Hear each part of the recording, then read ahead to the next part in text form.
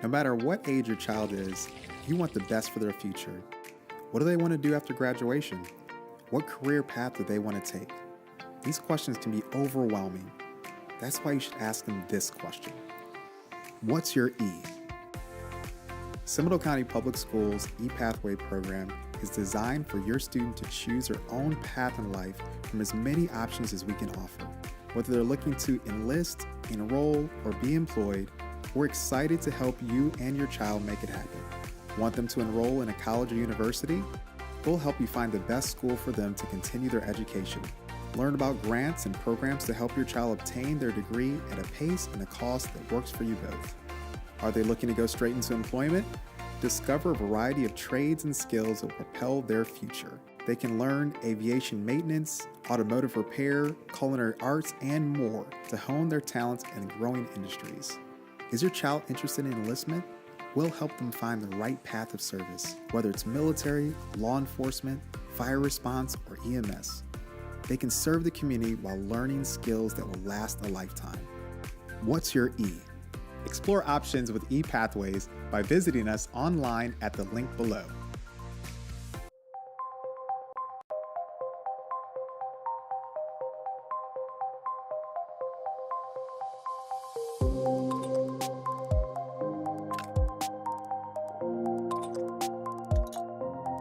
What inspired me to get into engineering was Lego. So I started as a kid, as most kids do, working with Legos and just kind of doing your own thing, building the Lego sets, and I would often take apart my Lego sets, mix them together, and build something completely new. Then in about 4th grade, I was introduced to Lego robotics, which is where you have a actual robot that you could program, and you start with this brick, and that would feed information to Lego motors, and it would all communicate as a system, and you could do a lot of really cool robotic tasks with that. And that was really the start of me looking into engineering. The engineering I'm looking to pursue at first is mechanical engineering. This is what I'm going to go to UCF for, and this is going to be the start of my career. A mechanical engineer can really do anything. They work with a lot of thermodynamics and a lot of vibrations and really just anything that moves. So a lot of fields use mechanical engineering. I want to go past that and specialize into biomedical engineering, which is more along the lines of surgical robotics and medical machinery. I want to develop surgical robots, and with that I need to know exactly how the human body functions and how it functions with robotic systems. Essentially, I'll be able to design a system where a person will be able to communicate with a motor and hopefully improve their quality of life, whether this be through a surgical robot that a doctor is controlling or whether it's a prosthetic that's motorized. I taught Josh his freshman year. He was so good with that inventor material. He picked up on it very quickly. He was ready to jump in and help other students, which I really, really appreciated. And he has carried those characteristics with him as he has moved through the program. And now with his journey moving forward in bioengineering, I can't wait to see what he's going to make with his knee brace and the orthotics that he's trying to produce. The current prosthetic I'm looking at developing is a load-bearing knee brace in which I'm going to take a motor or servo and attach that to the knee, which will enable a person to be able to push past what their muscles currently are able to do, whether that be because of muscle fatigue or osteoarthritis in the kneecap where they're not able to put a lot of pressure on their knee. Current knee braces really only work when walking. There's still a lot of pain when there's extra forces being applied to the knee, such as walking upstairs or standing up from sitting down, things you and I normally don't think about. But for someone that has severe arthritis in their knee, this is hugely painful. The strongest advantages of project-based learning, that hands-on experience that allows you to manipulate that material, really solidifies in the brain exactly how those things work. The thing I would say about this program where it exceeds the most is the more you use it, the more it'll benefit you.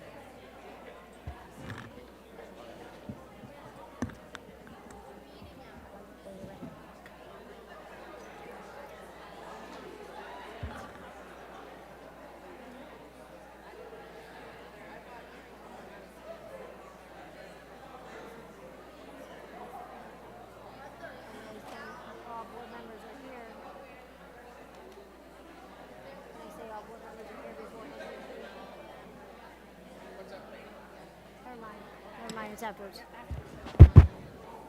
Good evening. Thank you. Good evening. I would like to call the March 12th board meeting to order at 5:31 p.m. Thank you so much for being here. And I'm going to have Dr. Gard Harold introduce our student invocator for today's meeting. Thank you.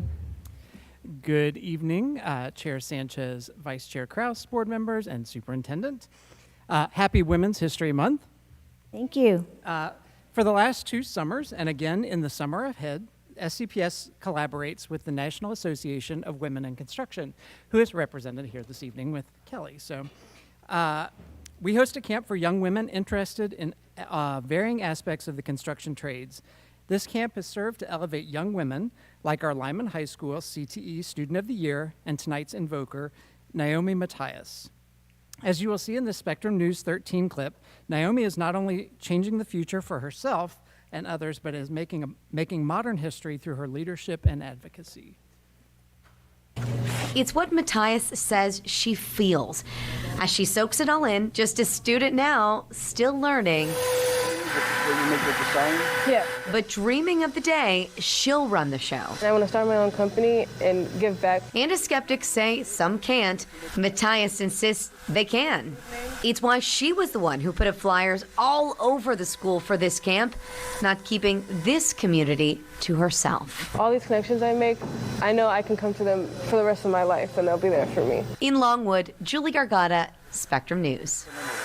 That young woman was so impressive. Well, the camp wasn't just about learning, it was about doing some good as well. The teens constructed 7 tables and benches, like you can see right there, all donated to Camp Boggy Creek. So it is my honor to introduce and say happy birthday to our Lyman High School CTE Student of the Year, Naomi Matthias, this evening's student invoker. Come on.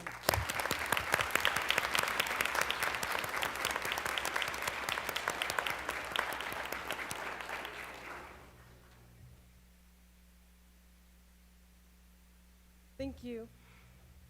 The CTE program at Lyman has been a life-changing experience for me. This program has not only fueled me with hands-on skills, but it has also provided me a platform for self-improvement. The implementation of technical knowledge into hands-on projects have been instrumental to my growth. I wish to express appreciation for the National Association of Women in Construction, an organization that has been pivotal to me and my journey as a woman in the construction industry. I have started the first NAWIC chapter at Lyman High School. The women I have met, like Kelly, have been an amazing just mentors to me and have given me experience a lifetime. A cornerstone of my journey at Lyman High School in the CTE program has been finding my passion for construction safety. I want to thank my teachers, Mr. Allen, for helping me throughout my time at Lyman High School, not only through the skills that I have learned, but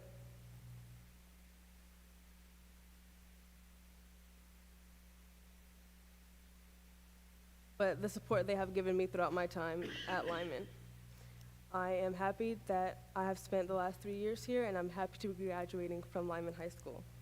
Thank you, and I hope every other student in the CTO program can benefit like I have. Thank you.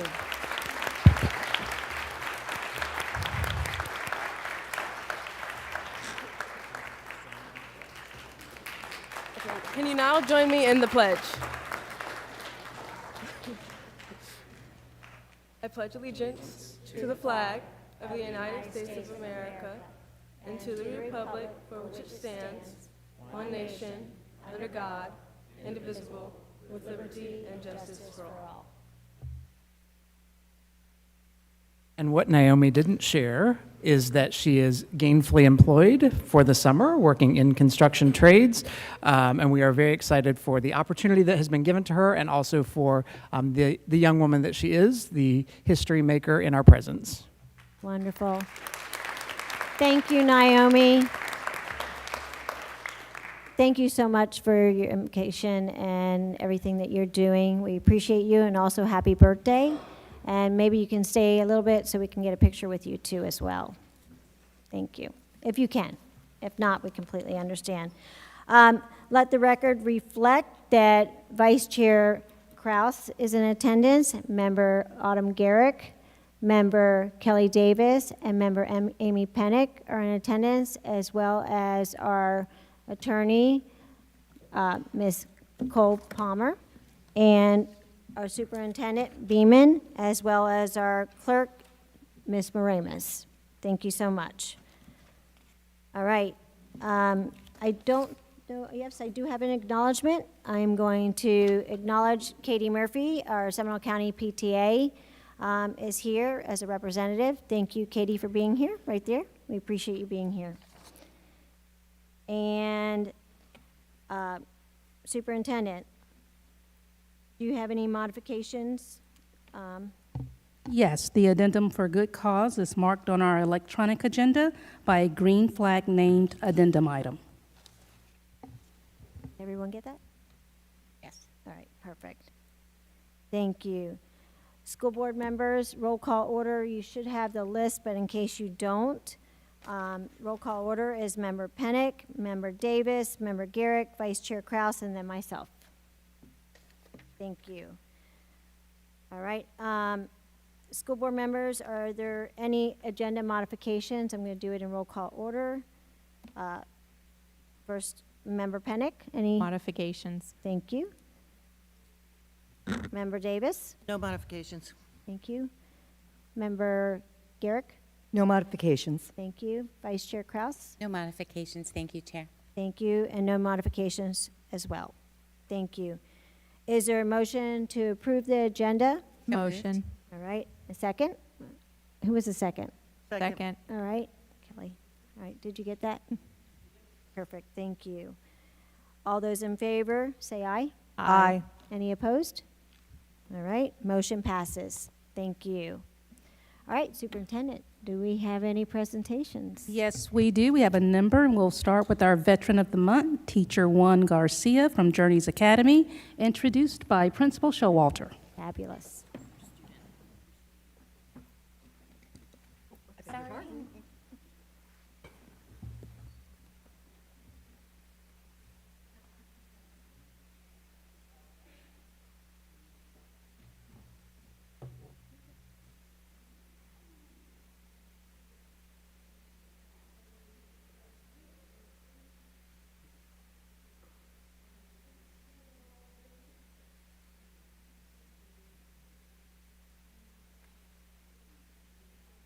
With Naomi here this evening is also her family, her assistant principal, Ms. Faith Cotter, her teacher, Mr. Paul Allen, and also Kelly from NAWIC. So they are welcome to join her as well.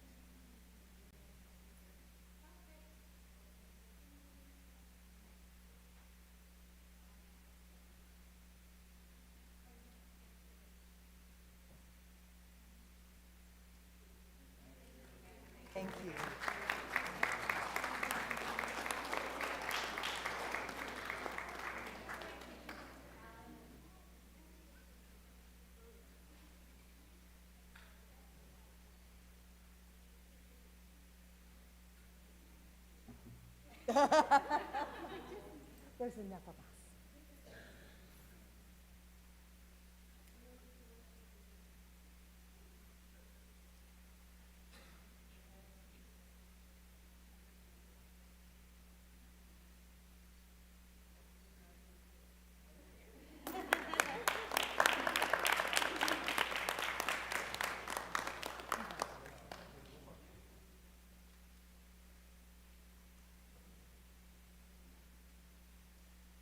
Good evening. I am happy to announce our Veteran of the Month, Mr. Juan Garcia from Journeys Academy.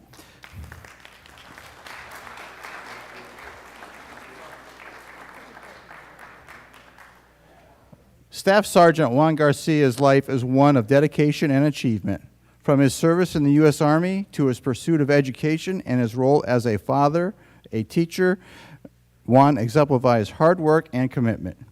Graduating from basic training at Fort Benning, Georgia in 2002, he went on to complete advanced individual trainings at Fort Sam Houston, Texas in 2003.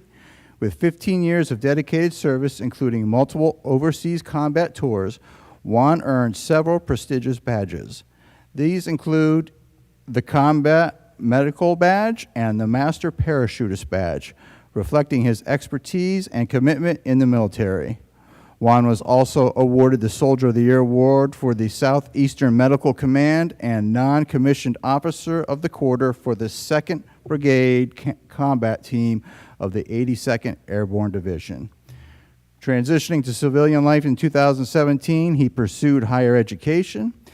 He obtained degrees in business management and business marketing from UCF, currently pursuing an executive master's in business administration. Juan is passionate about continuous learning and professional development. As a father of 2 daughters, he balances his academic pursuits with the responsibilities of parenthood, guiding his children's educational paths and supporting their ambition. Juan's dedication to education extends beyond his family. As a mathematics teacher at Journeys Academy since September 2023, he inspires and empowers his school students to excel in their studies. Congratulations, Mr. Juan Garcia.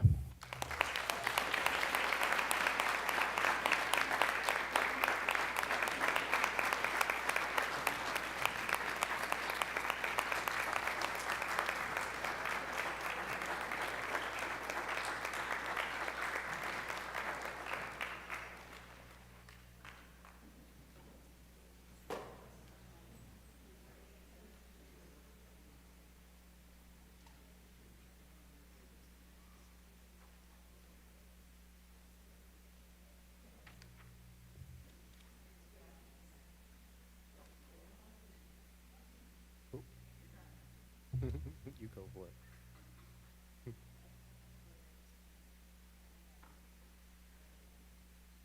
Good evening. First, I can't help it. Is Naomi still here? I was going to offer her a job, but that's all right. Sean, you let her know that she's got a job with facility services when she's ready. Good evening. I'm excited to share that the Energy Star is a program run by the U.S. Environmental Protection Agency and the U.S. Department of Energy that promotes energy efficiency. Energy Star certified buildings save money and help protect the environment by generating fewer greenhouse gas emissions than typical buildings. To be certified as Energy Star, a building must meet strict energy performance standards set by the EPA and must have verified healthy indoor air quality that includes lumen light levels, CO2 levels for proper ventilation, relative humidity, and space temperatures. To be eligible for Energy Star certification, a building must earn an Energy Star score of 75 or higher on EPA's 1 through 100 scale, indicating that it performs better than at least 75% of similar buildings nationwide. Energy Star certified buildings use, on average, 35% less energy than similar buildings nationwide. The cost savings can be substantial. For example, Energy Star certified office buildings cost 50 cents less per square foot to operate than their peers. I am excited to share that 9 of our schools have recently been recognized as 2023 Energy Star certified schools. And we continue to work with Train and all our schools to increase the number of schools every year until ultimately every school are Energy Star certified. Our schools, in part, achieved this recognition working with our partner, Train, through improved building access controls and optimizing energy utilization, as well as auditing our utility consumption and billing to ensure accuracy. But perhaps the greatest highlight of this recognition and program is the last bullet on the slide. SCPS has saved over $900,000 in electric avoidance costs since 2002. Before we recognize our schools, I would like to take the opportunity to recognize a few leaders in facility services and part of our Train consultant team who have launched our partnership with Train to ensure that we become increasingly energy efficient. First, Lynette DeClue, our Train account representative in the back. Also with Train is Nathan Bloom, sitting next to her. And now our very own Miss Kim Dove, Director of Facility Services. Mr. John Wilkes, our HVAC Operations Coordinator, who I have on speed dial. And Mr. Mike Moynihan, who couldn't be here with us this evening, our HVAC Operations Supervisor.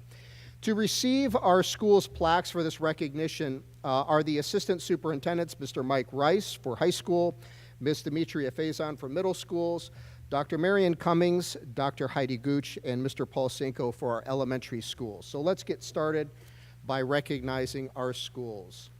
First is Midway Elementary School and Millennium Middle School campuses.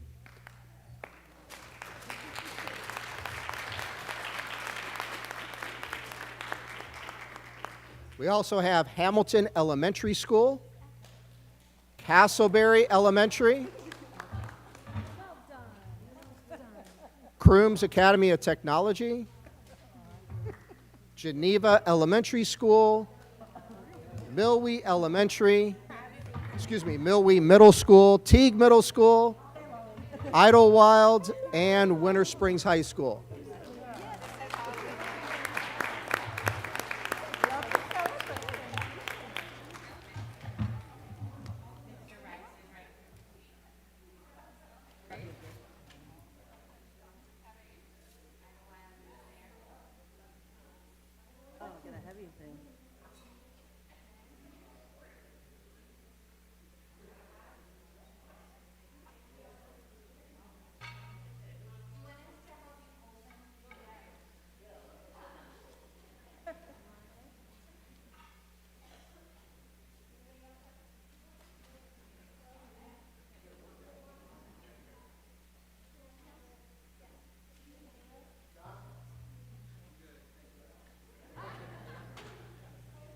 Turn it upside down.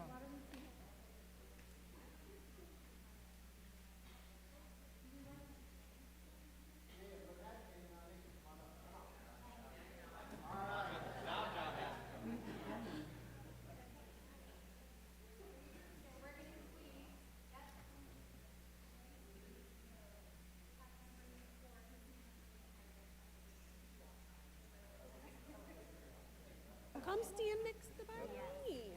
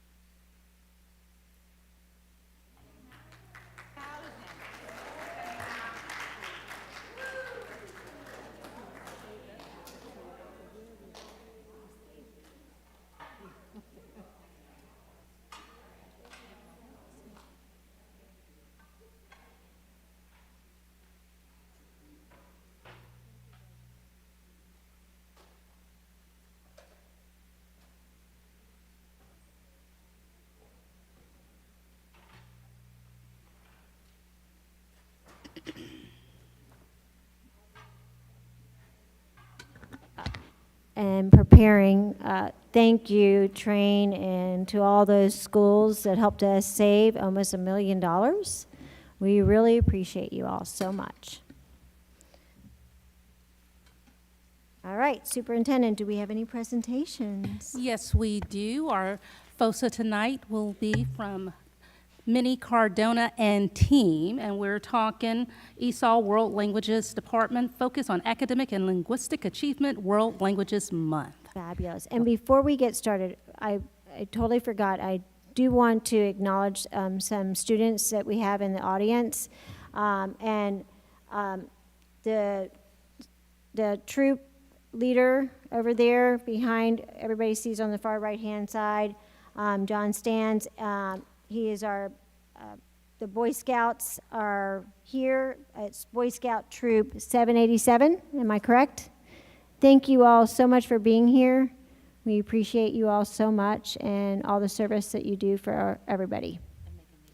And if you need to leave whenever, if you need to leave at 7 or whatever time, feel free to. All right. Mrs. Cardona, we're ready for you. Thank you. Good evening, Superintendent Beamian and school board members. Thank you so much for providing us this opportunity to showcase, to highlight our World Languages program in Seminole County. I am focusing really on World Languages tonight, not on ESOL, but ESOL, dear to my heart, again. But I would like to share the first slide items that we're going to share. We're going to start with our district demographics. We are this rich district, diverse district in Seminole County. We will talk a little bit about the world languages that we offer in the district, our enrollment, and in celebration of National World Languages Month, we had our World Languages Festival. We'll give you an update about that, the Seal of Biliteracy, and also an update on the dual language schools. To my right, I would like to introduce our fabulous French teacher from Lake Mary High School, Dr. Jerry. And to my left, I have our program specialist for the ESOL World Languages Department, Veronica Lopez. So Veronica, take it away. Great.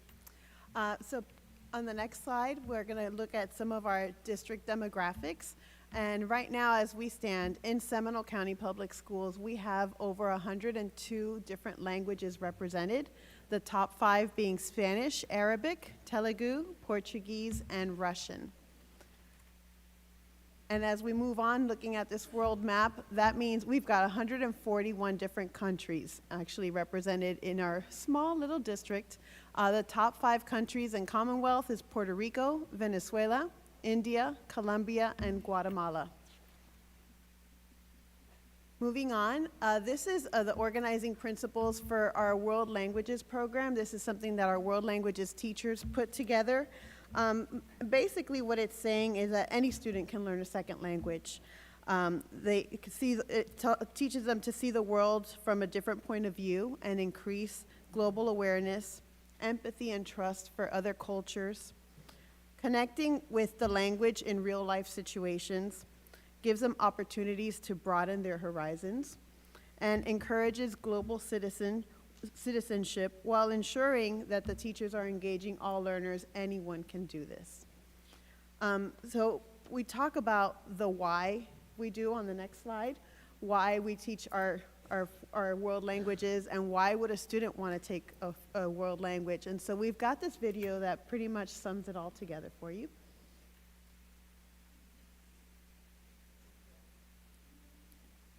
Thank you.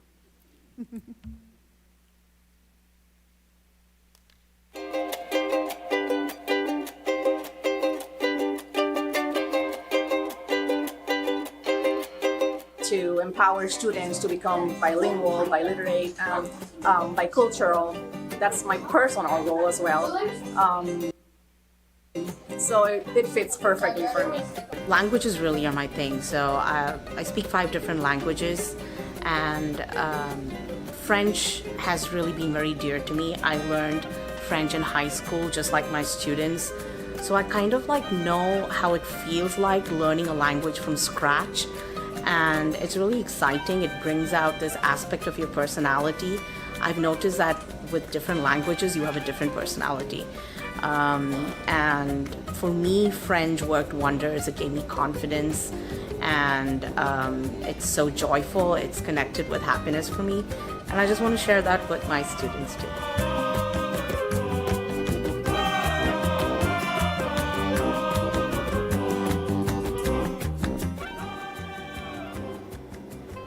I want to use ASL in the future. Talking with my group.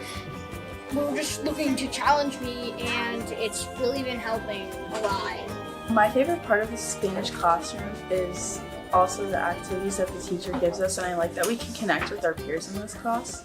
My favorite part of the Chinese classroom is the activities and the interactive lessons we do, and also the inclusivity of our class.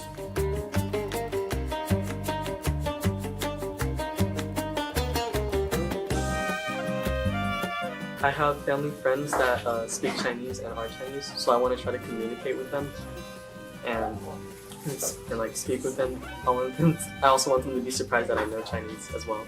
My grandpa lives in Haiti, and I really want to have like fluent conversation with him and actually be able to talk to him. I want to play them with family. There's lots of family that need to speak Spanish. I have Chinese-speaking relatives, so mostly the reason why I took this class is so I can speak to them better. So I would like to be able to communicate with my relatives better. Well, I have family in Louisiana and family in France. That's definitely a visit I want to make and be able to communicate in both English and French. I have family in China, so when I go visit them over the summer, I can use writing and speaking to communicate with them better.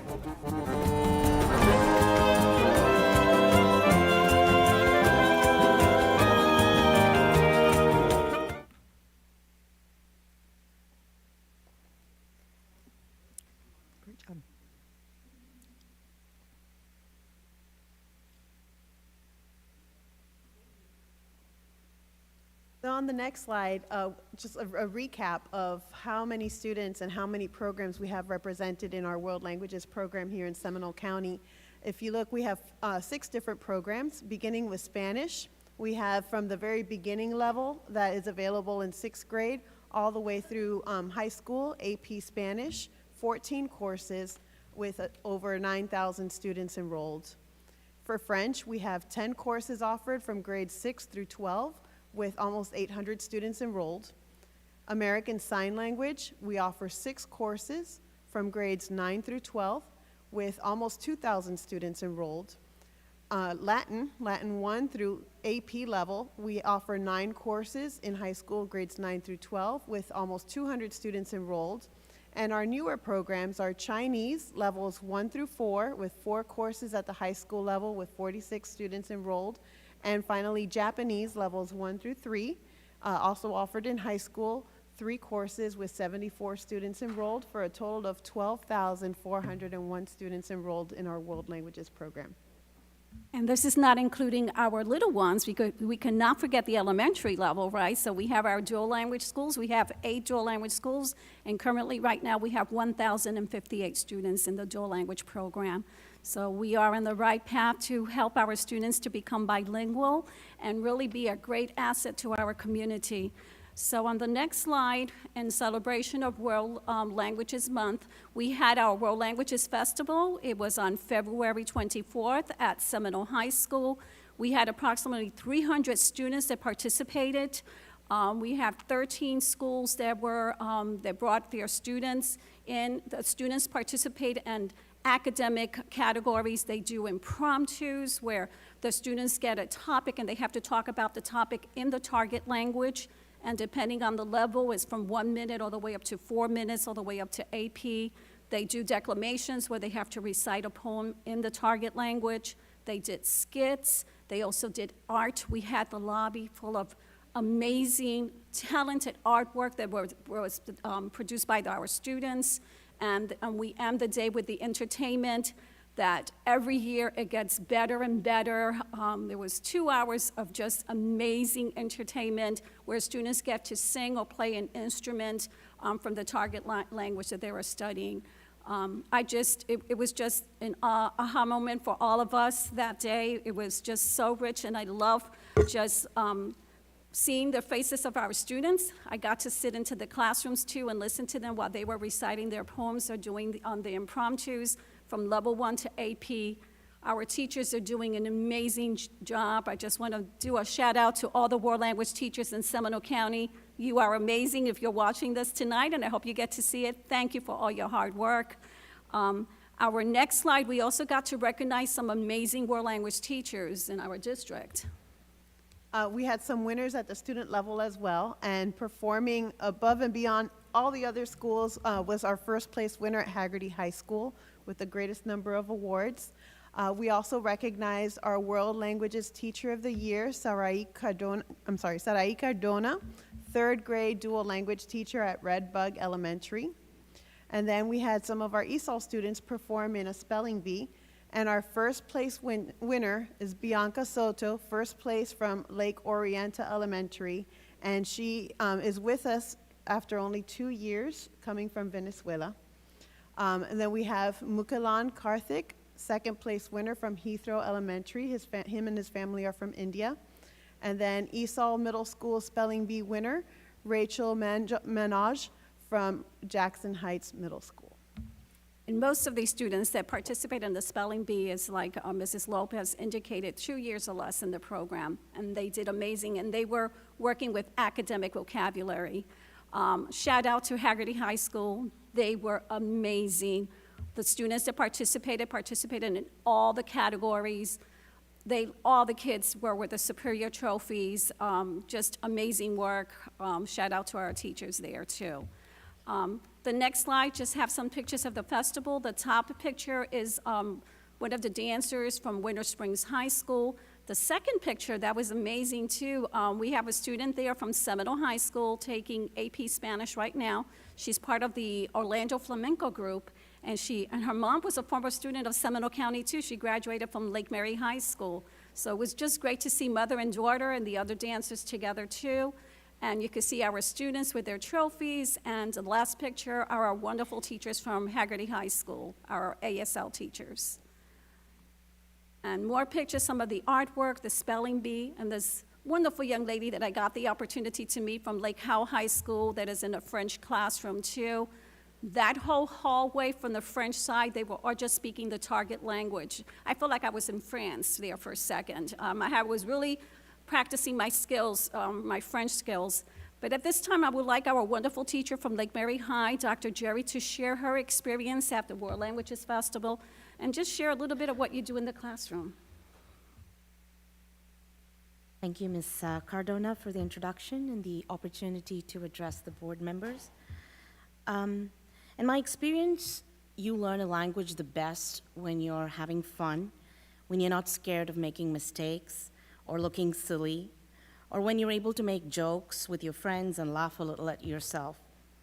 In research, it's referred to as having a low affective filter. In my classroom, I try to create a relaxed environment where students can laugh, unwind, express themselves, and be free to explore the target language and culture, because learning a language is more than just communicating. It's an important life skill about deeply connecting with peers, with the teacher, and most importantly, with oneself. The theme of this year's World Language Festival, Building Global Connections, clearly resonates with this idea. Learning a language is not just about acquiring vocabulary and grammar, it's about becoming a global citizen. Proficiency in multiple languages open doors to understanding and appreciating diverse cultures, perspectives, and ways of life. It promotes empathy, tolerance, and respect, essential qualities for navigating an interconnected world. What I like about the World Languages Festival is that it plays a crucial role in reinforcing language learning beyond the confines of the classroom. It provides students with a platform to showcase their linguistic and cultural proficiency while engaging with peers from different backgrounds. This event empowers students to embrace their identities as global citizens. The festival is a safe haven for students to explore diverse cultures and strengthen the bonds forged in the classroom. For me as a teacher, I was immensely proud to see my students apply their language skills and cultural understanding within the festival. It was immensely gratifying to see them get a boost of confidence reciting a poem, performing a skit in French, all thanks to the encouraging interactions they had with judges and other native speakers. This year, when I asked my students if they wanted to attend the festival, they said, "Of course, Madame Jerry, it's our tradition." Their enthusiasm is proof of how much they value the World Language Festival. And so on a Saturday morning, after weeks of dedicated practice, we gathered and bonded over ice cones, empanadas, nervous jitters, and idle chatter, all the while making memories and deep connections. Thank you. Thank you. And I just have to say thank you for all your hard work. She's an amazing teacher. If you ever want to visit her classroom, you have to just go in there and you could feel like you're in France. And how she gets the students engaged with the target language is just amazing. So thank you. Thank you. Kind, thank you. And as a result of the District World Languages Festival, we also had a school that went to the state level competition. Winter Springs High School attended the Spanish State Conference, and I'm happy to report that the 11 Lady Bears that went out there, they all came back with first place trophies, all of them. That's awesome. Just amazing work. I just want to thank our amazing teachers there, Carrie Sullivan, Jeanette Paris, and also Evan Park for just your amazing work and hard work there preparing the students for the state conference. We also have some other activities that the teachers did throughout the district. So our department prepared some activities to share with the teachers that they could use in the classroom, some of them even including parent engagement on what they can do to celebrate World Languages Week. And so that's the first graphic that you see there. And then at Winter Springs, for example, they celebrated by reaching out to the community and having a night of awareness for ASL. So to recognize these amazing world language students, becoming our ambassadors out in the community, and also obtaining that recognition for really reaching that competency in the world language. We also have the Seal of Biliteracy. We have a night on April 4th. You all have been invited, board members, to attend, where we will be recognizing over 300 students that already officially, our cohort graduating class, have obtained that Seal of Biliteracy. We have not even finished because we still have the fourth quarter. We already have students that are on the waiting list, but I know they will make it, and we have students taking the AP test. And that's another thing for the world languages. There's all the languages that have the AP courses, we have seen an increase in their percentages of students passing the AP exams too. So we are right on track in supporting our students with that. And the last one, I am happy and thrilled to report that we will have our 9th dual language school for the 2024 school year. We are adding Bentley Elementary, so it's very exciting. We will have 9 dual language schools in Seminole County.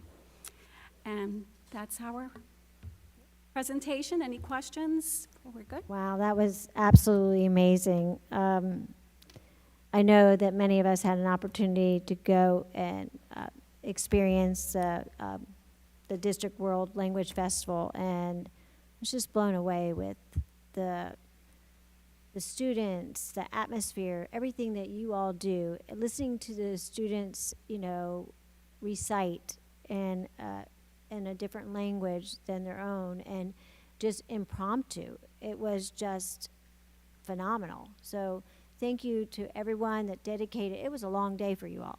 Dedicated so many hours to it beforehand, afterwards, during. Empanadas were amazing, and thank you.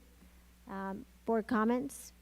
I too just want to thank the team for putting this together for the students, for highlighting the work that you do day in and day out. And we got to see some of the impromptu and poetry. Charlotte Sladek was phenomenal, and she was an impromptu speaker. And of course all the ASL. And don't you have some teachers going to Spain to be immersed even further for their summer break? So thank you all very, very much. It was phenomenal. Thank you. Thank you for your support. Thank you so much. Thank you. Amazing. Thank you. I had a question about your elementary dual language program. Do they have to start? Is your mic on? I had a question about the dual enrollment elementary program. Do you have to start in first grade, or can you start in any of those grades? for the student to be successful, we recommend for the student to start in kindergarten. Okay. And every year we add a grade level moving up. But if the student is coming in with some prior experience or coming from another dual language school, we accept the student in the grade level if there's a seat available. Okay. Thank you. Okay, thank you. Thank you so Member much. For all this information as well. Anybody else? Thank you all. Okay. We appreciate your dedication and not only building on the students' academic success, but in building a really strong culture and those relationships in and out of school. So thank you for going above and beyond. Thank you very much. Good evening. Thank you so much.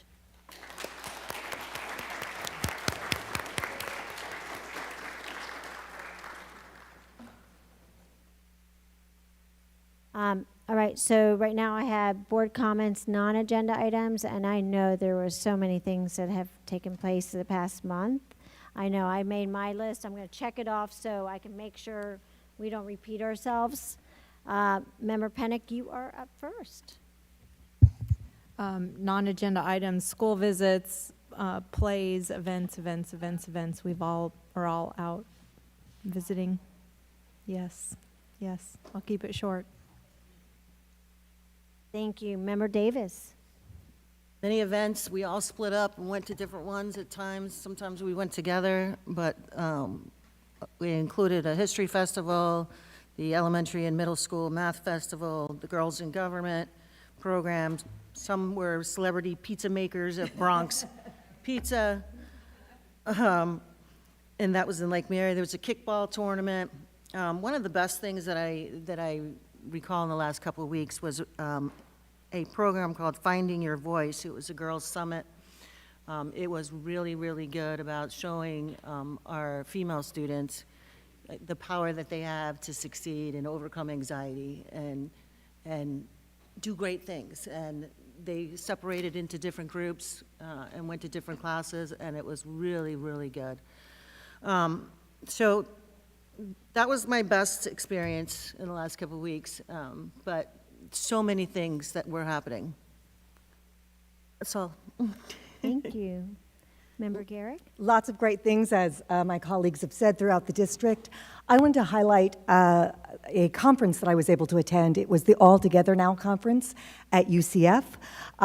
We were invited, a couple of school board members went.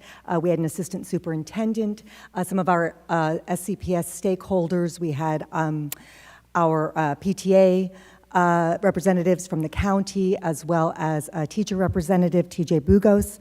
And the overall discussion, there were school board members from throughout the state, and the overall focus was on serving our most vulnerable students, identifying supports to make sure that every student and every faculty member felt safe in schools. So I had talked to several school districts and learned that there are 11 districts throughout the state that have created support guides for our students, and I've sent those to the superintendent. And I'm hopeful that perhaps our district can create such a guide that can identify the support systems that we have in place and give strict or clear guidance to our teachers and faculty about how we can best serve each and every one of our students. Also, I committed myself to active listening this month, so I'd like to highlight just a few tidbits that I heard while I was out and about with my colleagues. At a math competition, this will be music to Tiffany Spradling and the Teaching and Learning Department's ears.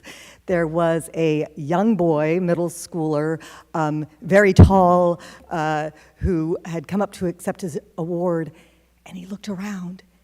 And in a very quiet moment, I heard him say, "I'm so happy I could cry," about math. So that's the kind of great work that we're doing. Also at the Winter Springs Building Resiliency Family event, there was a breakout session, and there was a father that shared, "I'm here for the ideas.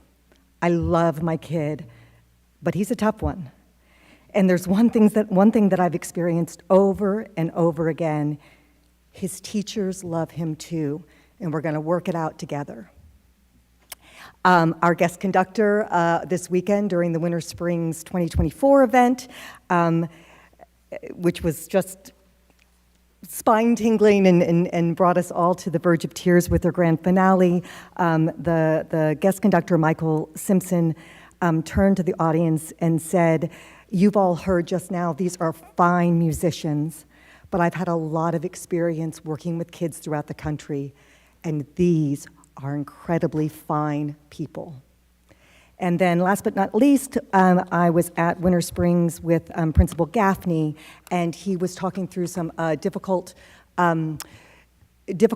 challenges he had had with topics that his teachers had brought to him. And I said, what do you do in those circumstances? How do you reassure them that we're working through it the best way we can? And he quoted Ted Lasso, who I know quoted Walt Whitman, and he said, "Be curious, not judgmental." Wonderful, thank you. Vice Chair Krause? Boy, that's hard to follow. I just made a list. I have an entire page filled since our last board meeting. We've had, the superintendent and I have had many school visits, Childs Middle School, Sterling Park, Rainbow Elementary. I think that was all this month. A couple other highlights that have not been mentioned. The Girls in Government event sponsored by the League of Women Voters was phenomenal. They learned about their possibilities since we're celebrating National Women's History Month, and asked very pointed questions. And I just always, middle schools can be a real challenge, but their questions were very deep, and they wanted to understand. And the feedback that we heard from the League of Women Voters was very positive. They enjoyed meeting with us. Several of the board members were there, other local female elected officials throughout our county, so it was nice to be with them all. We've had Teacher of the Year events since our last meeting. It seems like so long ago and so much to remember. The Red Ribbon Drug-Free Poster Contest was always phenomenal, and congratulations to this student that won. There's going to be a sheriff's patrol car wrapped with her artwork, which we're excited to see. The Seminole Shakes Judging Contest, this is an opportunity for, again, middle school students to come meet us, and we assign them a topic, right? You were the Tonight Show? Oh, yes. Yes, and I was, tell me about a phenomenal woman, and present this award to them, and you have 30 seconds. And I had one student who kind of squinted and looked at my name tag, and he said, "I would like to present this award to a phenomenal woman named Christine." I think he wanted extra points. So anyway, very clever, very creative, and I always enjoy that. And I can't let it go without being said. Lake Howell, once again, is the most spirited school in our high school district. So congratulations, Silverhawks. And I'll let you do the rest.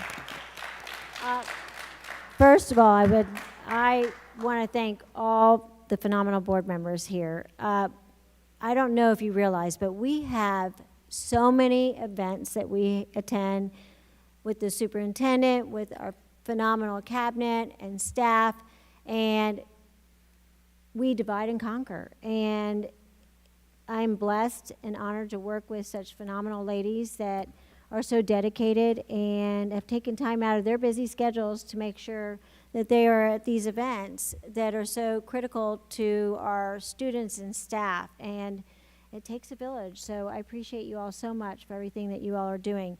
And like Vice Chair Krause, it was like 40 events that I had written down. I'm not going to name them all because there were so many. I just wanted to give out a kudos to Mary Lane and Dr. Williams for helping us with the Heathrow Art Festival and speaking at the Heathrow Art Festival, introducing the bands that were presenting from our schools. Now remember, this is on their own time, on the weekend that they are there, and the tents filled with all this amazing artwork. And it was raining, so we had to lift up the tents, and one of the neatest things was a family was looking at one of their son's artwork, and all of a sudden, out of the corner of his eye comes his grandmother that he hasn't seen in like 6 months, and she surprised him, and he was so excited to see her there to celebrate his beautiful artwork. And it was really a moving moment to see that and to see all the beautiful artwork displayed, and the fact that, you know, the arts are very much alive in Seminole County, and all the different MPA awards that our students have been winning with the band concerts and jazz concerts and the different theater programs. I know that Christine, you went to Parton's theater performance. You can say that again if you want to. If I could just Go ahead. highlight. So Mrs. Townsend has been the music teacher for something like 43 years in music. She is retiring this year, and I was able to attend her first grade program, which was amazing, you know, the littles up on stage.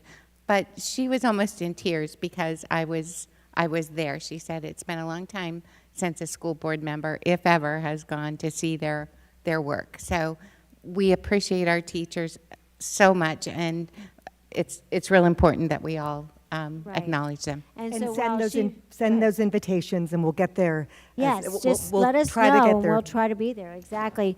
As we left the Winter Spring STEAM Night, she headed that way, and I headed into a different area to go to a different event. But I was able to see She Loves Me, Susan Gerdeman over at Lyman High School on Friday night. Oh my gosh, I know we've always had talented students here in Seminole County, and we've also had famous students come from Seminole County that are on Broadway, that are movie stars, and so on and so forth. And their acting and musical performance was superb. So that was Friday night. I do want to give a shout out to the tournament for the academic tournament that was happening.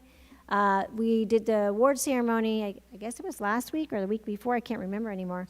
But it's like, are you smarter than a fifth grader? Like literally, these questions were so hard. And the groups in the high schools and the way that they work together and collaborate and to get the answers just is mind-blowing of how they can do it all. Like we mentioned, the Teacher of the Year, Vita, who's going to get a car from Subaru for the year, which is really nice. The Underclassmen Art Expo at the Castleberry Art House. That was the AP Art Show. Many of us were not able to attend because it was the same night as the Teacher of the Year, but I was able to go during a different time. Also want to say that we did a Stop the Bleed training, or I did the Stop the Bleed training, and many of our teachers and faculty throughout the county did it as well. Very informative, a lot of information, and a lot that I want to bring back to us to discuss at a later date.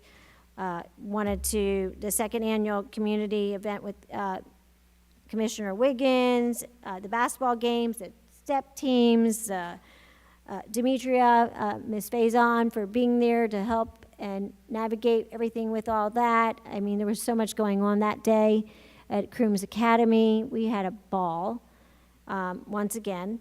And the administration, principals playing the students, it's always great to see that atmosphere going on. And the State of the Union, right, that we did, that was phenomenal.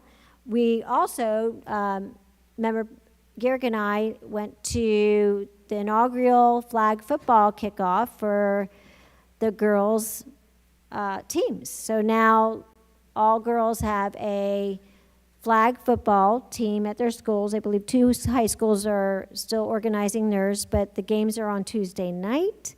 And it was a chilly night that night, and well, it was hot at first, and then it was cold. But we went to that, and it was really neat seeing the students into a new sport that's now a part of our county. I did go to the Longwood Police Forum just to see some traffic flow issues that I had been hearing about over in some different areas, such as Rock Lake. Wanted to ask them some questions about that. But a lot of the police officers have public forums, and it's important that you speak and advocate. If there is an issue, talk to them and see if that you can resolve the issue at all times. And of course, we had the career day. We had over 200 teachers, applicants that applied, and a ton of our faculty were there. HR, thank you. A lot of them received job offers right there and then. UNICEF was there with the union, and a lot of people were stopping by their table, which makes me happy because I was always a union member, proud of being a union member when I was a classroom teacher. Eastmont, Babe Ruth, we had our kickoff for our baseball. That was really nice. And League of Women Voters, there was a couple different luncheons that I went to for that. But I know that Member Garrick and I went to one at night with the panel. Basically, that panel was discussing diversity and equity. And it was really wonderful to hear the diversity and equity and learning about the different customs and cultures from around our country and around our county, and how important it is to educate each other and to make sure that we are well aware of what each other customs and cultures are going through, and to acknowledge that and to make sure our faculty are aware of it as well. And then also the League of Women Voters did the election one with AI, social media luncheon. That was phenomenal. Lake Brantley High School, 3rd Annual Essence Festival. That, once again, dancing away. We had so much fun at that one. And Young Women of Excellence, Young Men of Excellence, along with Latinos in Action, our STEP teams, everything at Lake Brantley. It was just amazing event. State of the County, we spoke on that. I did get a chance to listen to League of Women Voters Chicago Forum. I'm on the Gun Violence Prevention Program. I didn't listen to the whole forum, but it is still available. If you type in gun violence prevention, there's a seminar on that it's out of Chicago, very informative.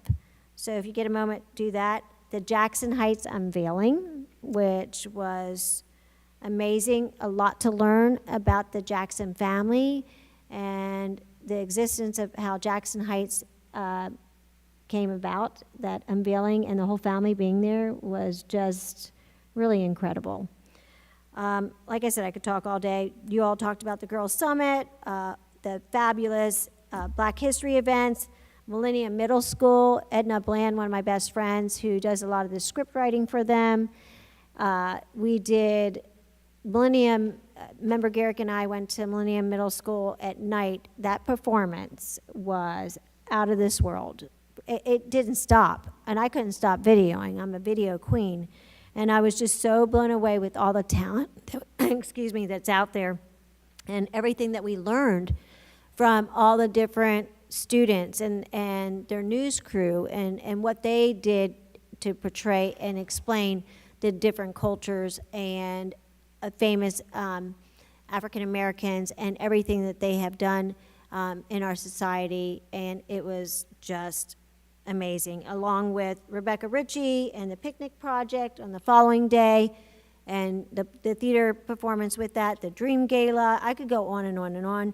Read Across America, many of us listened and read. I was Dr. Seuss at Goldsboro and read there. Kickball tournament, the History Affair Award, Hindu celebration. They did the Guru Vandana, and I was their guest speaker, honoring amazing teachers from our county, not just from our county, but neighboring counties as well. And they did a beautiful ceremony like they've done in the past. And the celebrity pizza, all the pizza that they raised for Rescue Outreach Mission, or all the food that Bronx House Pizza donated 100% of their profits straight to Rescue Outreach Mission to help our families that are struggling. So that was wonderful. $13,000 that day. I mean, it was packed. It was really neat, and I learned how to make pizza and stromboli and calzone. So I now know how to cook. And History Awards, we did that. I just wanted to mention, after the Winter Springs Steam Night, that we saw so many amazing events. We also had the Winter Springs Cluster event, the first one that they've done. They had different rooms, and then they gave us different conversation cards. I have some great conversation cards that are important, that everybody spend time with their family at dinner time with no cell phones, nothing, no TV on, just communicate with open-ended conversations. One would be, what are 3 things you enjoy doing every day? Open-ended questions to help your family communicate and discuss different things throughout the day and at night. And at Bear Lake, they had, Bear Lake Elementary, we had the book fair, and I was a bingo caller, so we had a neon bingo night, which was really, really cool. And I also wanted to mention and do a shout out, since I sit on the state PTA board, record number of PTA scholarships for the state. We have 118. Yes, I know, Katie, I'm sure you're ecstatic about that. When we only had 43 last year, we have 118 this year. So we have a lot to look forward to with all that. And I also want to give a shout out to Lake Brantley High School, Jennifer Berg, and I'm not sure who the person was in charge at Haggerty, but the debate winners that are going on to nationals are from Lake Brantley High School and Haggerty High School. And also, keep in mind, there were a lot of cheer awards, a lot of different competitions throughout this amazing past month. Thank you. I'm done for that one. All right, now we're ready for public comments. And I'm going to have Vice Chair please read the statement. The purpose of the public participation segments of the board meeting is to allow the public to address matters within the board's jurisdiction and not to resolve individual grievances or disputes. Public comment related to education, the board agenda, and the district are welcome and encouraged, but public comment segments are not forums to engage in personal attacks against school system employees or board members. To maintain orderly conduct, the public comment segment of the meeting may not be used as open forums to discuss matters unrelated to education, to support or oppose candidates for public office, including presentation of political and/or campaign issues, announcing candidacy and/or campaigning, or to engage in commercial speech attempting to sell a service or product to the board or the public. Nor are they forums to address matters involving disciplinary actions of any kind, pending claims, complaints, or litigation against the district or district personnel. Public comment segments duration are as follows. Agenda items are limited to 3 minutes. One group representative speaking on a proposition, a maximum of 6 minutes. The speaker must remain on topic for the agenda item. Non-agenda items are limited to 2 minutes.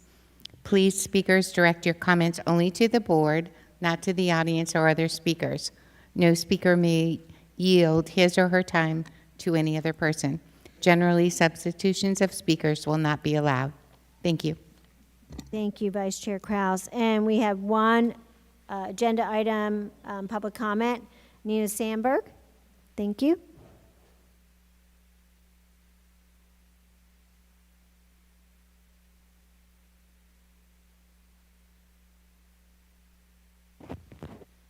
I'm Nina Sandberg.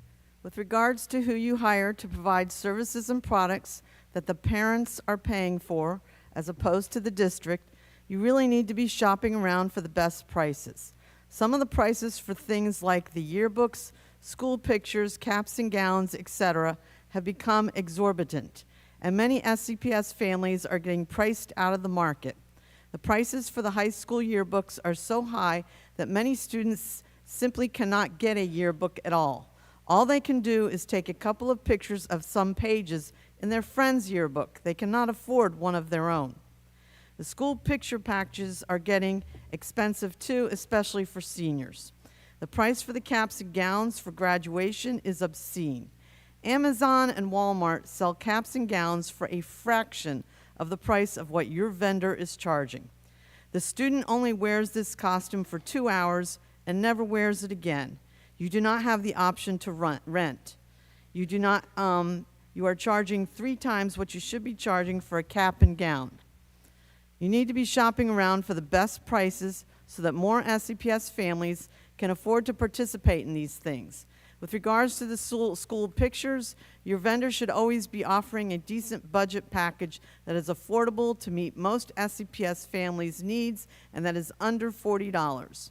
Make sure that you are getting a good number of competitive price bids before you hire these subcontractors.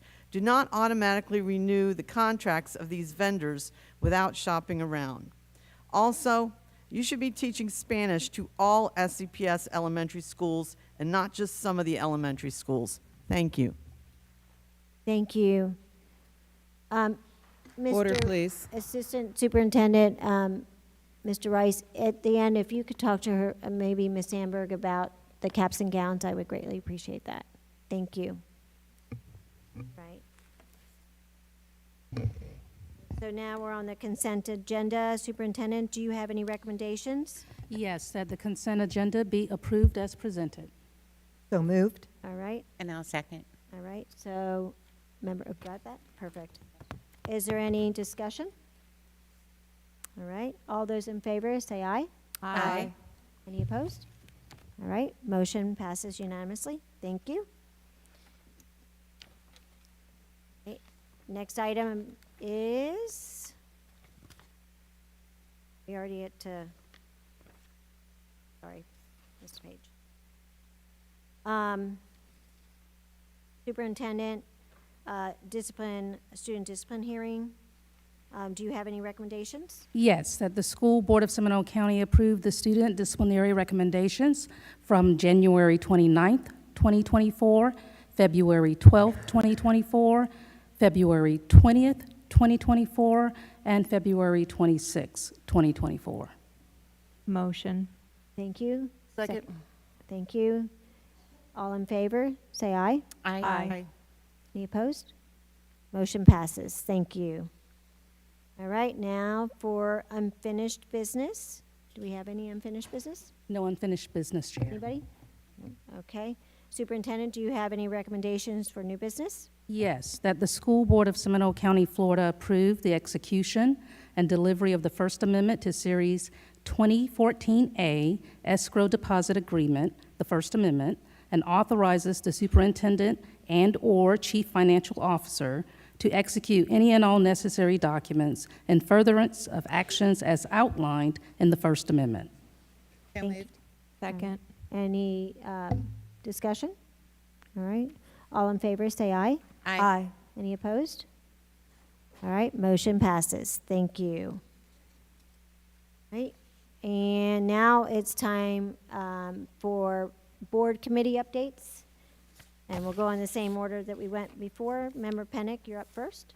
So I had 2 committee meetings. One was the advocacy committee for FSBA, and with session done, most of the bills are ready for signature. I will say a little disappointed in as not much dereg passed, and we have a big safety bill that if it gets signed is going to be some heavy lifting and review for all of our staff, so just keep watch on that. And then Friday, the audit committee met and was presented with the discipline audit. You all got a copy of that. And I will say from the auditor's perspective, gave us huge kudos to our team, Ms. Elwood, who was in there, and her entire team, the IT team.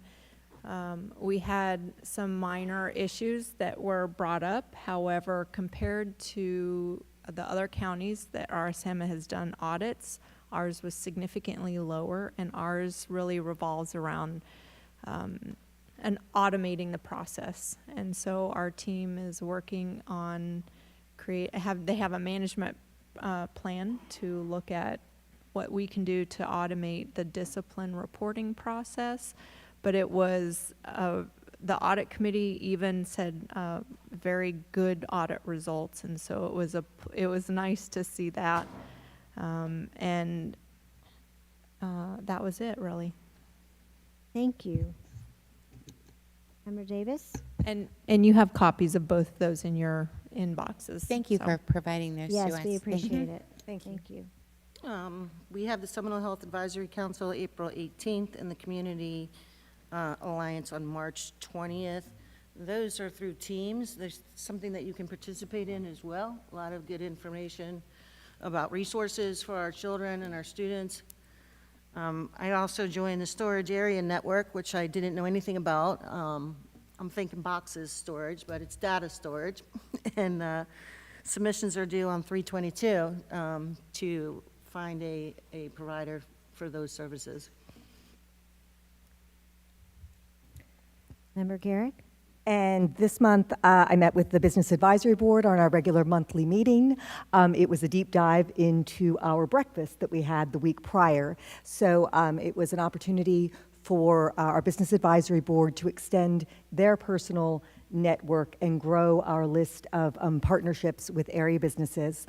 So Dr. Sean Gard-Harold gave a deep dive into our CTE program. We would love folks to be able to provide our students with internships. These can be short-term, long-term, paid, unpaid, but if anyone has a business and they would like to get a student involved with some hands-on learning, we can certainly make that happen, and we'd love to have you as a partner. Additionally, there are volunteer opportunities, small and large, throughout the district, and we are always happy to accept goods and services. Dr. Mullins, sorry to put you on the spot, but I wanted to give a special shout out. I forgot last month there was a huge donation by a local company at Lair Elementary. They saw a need to provide shade to our little ones on their playground. And what is the name of the company, Dr. Mullins? So Wharton Smith, we would like to give them a big shout out for providing the shade structure at Lair. Again, if you have an idea, large or small, to improve our district, we would love to partner with you. And the Business Advisory Board is a great resource for that. At Lake Howell, the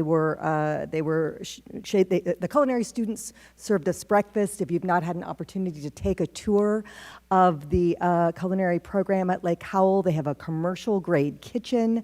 There's also a Barbery and Cosmetology program, ROTC program, Little Learners, or Little Silver Hawks, yes, preschool program, which is packed. We've got high school students teaching our littlest community learners out there, and it is a really phenomenal program. Not only is it building relationships, but of course it is building academics and giving our students an opportunity to get certifications and have post-high school graduation immediate job opportunities.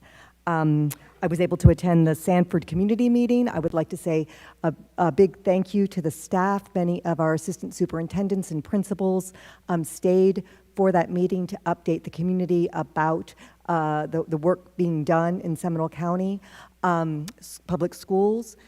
One of the focuses that we really need to work on is getting kids to school every single day on time. Particularly since COVID, we have a really high absenteeism rate. There are a variety of circumstances for that. It can, if there's a family in need and there's a transportation issue or a housing issue, we are happy to put them in touch with student support services to take away any barriers, but we have to get those kids in school. We can't get them to cross the finish line. We can't get them where they need to be academically for their futures and to be successful citizens unless they're in school. So that was a big focus of the Sanford community meeting. Let's see, I was not able to attend. I had another district commitment and could not attend the Central Florida School Board Coalition. Vice Chair Kraus attended in my stead, and so I'm looking forward to her update. And I also attended. Oh, thank you. Anyway, I wanted to end with a quote from a young woman who attended the Girls in Government, several people had mentioned it, the Girls in Government program at Seminole State Leadership Academy that was sponsored by the League of Women Voters. Anyway, a young woman, apropos, as in Women's History Month, shared that her takeaway from the day was, "My voice is important and I matter. I can be the one to make a change." Thank you. Thank you. The SCPS Foundation is gearing up for their Golf for Education event, a major fundraiser, which will be on March 25th. There's still some foursomes available, some whole sponsors available, and we look forward to seeing the board members out there to greet the golfers in the morning, if possible. As Member Garrick mentioned, the Central Florida School Boards Association, Dr. Danielle Thomas, who is the Florida School Boards Association lobbyist and attorney, presented to us essentially, how do you say it? Is it sine die? The cutoff date of all the legislation was last Friday. So House Bill 7002, Senate Bill 7002 and 7004 were two deregulation bills that went through. Unfortunately, we did not get any changes to assessment and accountability relating to 10th grade ELA or algebra or 3rd grade retention. Changes in the bills, one piece was to assess a fine regarding the parent, the book challenge authorization. There was one piece relating to assessing a fine to people who submit more than 5 book reviews. That did not fly. Essentially, if you don't have a child in the district, you can submit 1 book a month. That'll be in statute. And they're going to move to teams next month because there were some connection years issues going on. There's a new legislation regarding school safety regarding locking of the interior fences, that they all must be locked, and I'm sure Captain Fortenberry will give us updates later. They didn't speak to the perimeter fencing. I think that we need some clarification about that. So Member DE&I. Can I think that safety bill is the perimeter fencing, so it's every gate. Even the perimeter? Every gate has to be manned Okay. or locked at all times. I think we have to get clarification on that. Yeah, there's some exceptions. And they mean. There's some exceptions that the Safe Schools can certify in the Safe School online website, but until that gets signed, there's Right. nothing that can be done. And this is, when I'm saying they must always be locked, it's while students are in campus, is the intent. The DEI bill is also going to include any of our teacher training. All of the materials need to be approved by FDOE so that it's a pet peeve of our governor. And then next up is the graduation enhancements. And they advocated that we send thank you emails to Senate President Pasadomo and her assistant for the deregulation, the little bit that we got. So that was I did that already, and the emails are in, I think Dr. Thomas sent those to us. My other committee is the Children's Cabinet, which I had a conflict and I was not able to go. The Science Center, I'll just give an update. They're doing the science of wine, and they also have spring break camp. Ironic how those two things are being promoted, but look at their website if you're interested. Thank you very much, Chair. So much going on, so many wonderful things going on. I had the Value Adjustment Board meeting this past week. We ended up raising our magistrate fee to match other counties. This way we can be competitive in the market. So that fee was raised to, we were doing, I think, $120, $130 per hour, with no compensation for travel or office supplies. The average is about $150. We raised ours it currently was 130, we raised it to 150. And we didn't have any public participation or any questions from anybody in the public, but we did get our update from our property appraisers report and our clerk of court report, and that meeting went smoothly, and we were in and out within a half an hour. And we usually only do two a year, so that went well. Coalition meeting, Christine already touched on that, Vice Chair Kraus. And on that line, Dr. Danielle Thomas does an excellent job. She was a past teacher in Volusia County. She taught at she went to UCF. She's phenomenal. And many times going up to Tallahassee with her. You know, she's constantly advocating for us, but we do have numerous emails that we receive from her on a weekly basis telling us what's going on, as well as emails that we get from our lobbyists that issues and concerns that we have and our priorities that we would like to see. So, yes, the session ended. I'm not as happy as I would like to be, especially with the salaries and so on and so forth. Keep in mind, many of the stuff we get comes from DOE, and they are very slim on how many people are working up there right now. They're even so far behind on certifications, as if you're not aware of that, you'll see pending. For me, they lost my original paperwork for an extension. It's just a mess. So just if you are a teacher listening and you need to get recertified, please do it at least a year in advance, if not longer, because it's already 2 years in the process for me right now.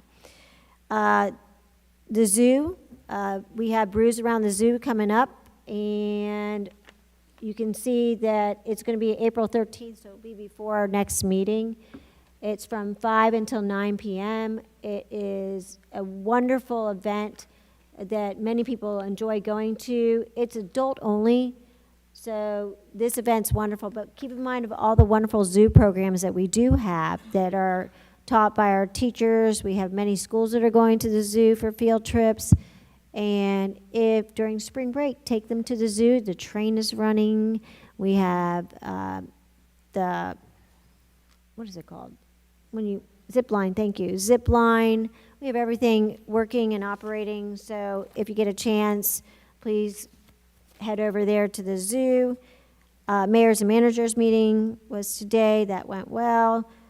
Like Vice Chair said about legislative updates, keep an eye out on those bills still. Look over them and see, House Bill 13, all these dereg bills, everything else that's taking place, so you're well aware of what's going on and the lack of funding that we're receiving that is critical for us in order to run our schools the way we need to run them. And tomorrow I am heading to a literacy event for training for dyslexia, since it's something that I was never trained back when I taught, and I believe many of our teachers haven't been, but we are offering training to our faculty, and I believe that's going to be getting sent out, or already has been sent out. Thank you, Ms. Elwood. I know you're always on top of everything, so thank you. Your team is dynamic.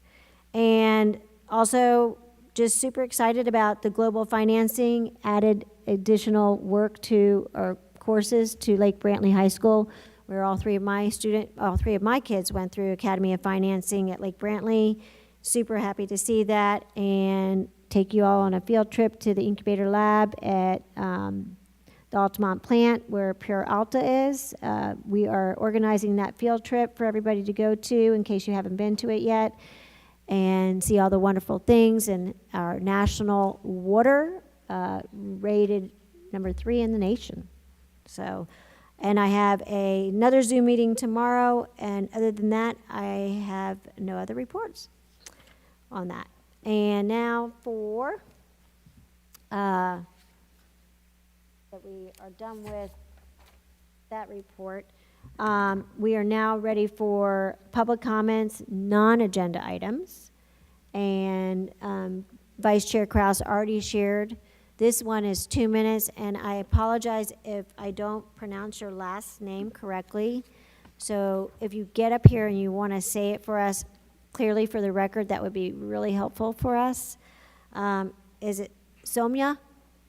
Okay, and how do I say your last name, please? Oda. Thank you. You're up on deck first, and then after you will be Joshua Morano. And then after Joshua will be Annabelle, I'm sorry, not Annabelle, Basundara. Did I say? Okay, and how do I say your last name? Okay, thank you, and you're next after that. So we're first doing Somya. Go ahead. Thank you. Good evening, members of the school board. My name is Somya Bodanapu, and I am a junior at Seminole High School. I am here today to speak to you all on behalf of the students of Seminole County Public Schools who are survivors of sexual assault and sexual harassment. 11% of high school students were sexually coerced during the last year. Feminine students were much more likely than male-presenting students to experience sexual violence by anyone, and a lot of the time, these experiences can occur in school. Signed into law as part of the Civil Rights Act in 1972, Title IX works to ensure gender equity in educational settings and serves as one of the only federal protections students have against sexual harassment in schools. Seminole County Public Schools have the responsibility to ensure that all survivors have direct access to and knowledge of the support system available to them due to Title IX after the traumatic experience of harassment or assault.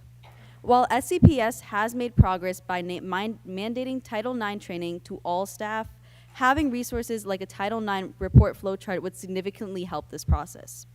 Currently, multiple neighboring counties have Title IX report flowcharts, which are crucial to outlining a clear chain of communication for anyone making a Title IX report to follow.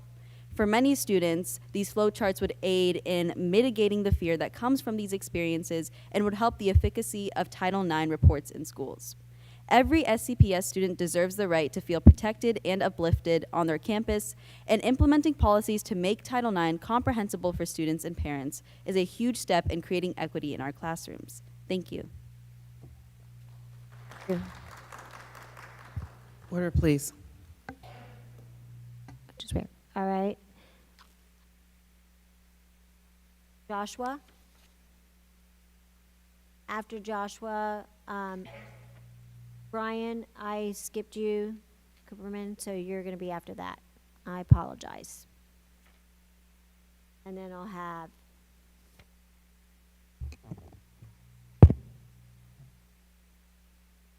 Good evening, members of the school board. My name is Joshua Mariano, and I'm a junior at Seminole High School, speaking on behalf of underserved survivors of sexual assault and harassment. One close friend of mine confided in me about a time she befriended a janitor in elementary school. Though it seemed like nothing at first, the janitor started coming from another school just to see her, unquestioned by the staff. He would offer her money, give her gifts, and walk her to class regularly, at the increasing discomfort of this little girl. Though she would have trouble speaking with the staff about it, as they were his purported friends. One day, in the elevator alone with her, he licked her face and touched her inappropriately. A police investigation was eventually opened. However, since her parents ultimately decided not to press charges, he walked away consequence-free, even being allowed to roam the campus just as before, with no guarantee that he would be stopped if he ever tried again. Title IX does not stand as an immediate deterrent on its own. These provisions have an effect on the individuals they are meant to serve only if the individuals are both aware of them and trust that they actually work. I address you this evening to ask the school board to provide training to students of all ages, education on what rights they have, and how they can use Title IX to protect themselves and others in abhorrent situations like the one I just described. The increased accessibility to such education is one step closer to a future in which a survivor may be confident that they are protected, that their courage to speak up would have the full force of the law behind them. It is one step closer to a future where their perpetrators would be sufficiently deterred away to begin with. Thank you for your time. Thank you so much. Order, please. Order. Brian, thank you. Then after Brian, Vasandra, thank you. You're after that. My name is Brian Cooperman. I have a daughter in Seminole County Public Schools, and I teach at Haggerty High School. I'm here to talk about some of our most vulnerable students. I've had a pride flag hanging in my classroom for 2 years. This January, I was told it needed to come down because it violated Board Policy 2240 on controversial issues. The pride flag is more than colors on fabric. It is hope for those who have long been marginalized and discriminated against. It serves as a powerful reminder that everyone deserves to be celebrated for who they are. It sends a message of inclusivity, inviting individuals from all walks of life to embrace their true selves without fear of judgment or persecution. Hanging in my room, it told students they could be themselves, and it gave a safe place to go on campus. Claiming the flag must come down because it's controversial is demeaning to those students, faculty, and staff who are members of the LGBTQ community. Imagine being a student, or imagine one of your own children walking the halls of high school being told that who they are is controversial. These are individuals who simply seek the same rights, respect, and opportunities as everyone else. Their existence should not be up for debate or subject to scrutiny. By displaying the pride flag, we're not only showing support for our LGBTQ community, but also reaffirm our commitment to building a more compassionate and accepting society for all. It serves as a reminder that diversity is our strength, and we are our best when we embrace and celebrate our differences. A settlement was reached today regarding the Parental Rights in Education Act. The judge in that settlement ruled teachers can discuss gender identity if it is not a part of their classroom instruction. But given the current political climate, that could change any day.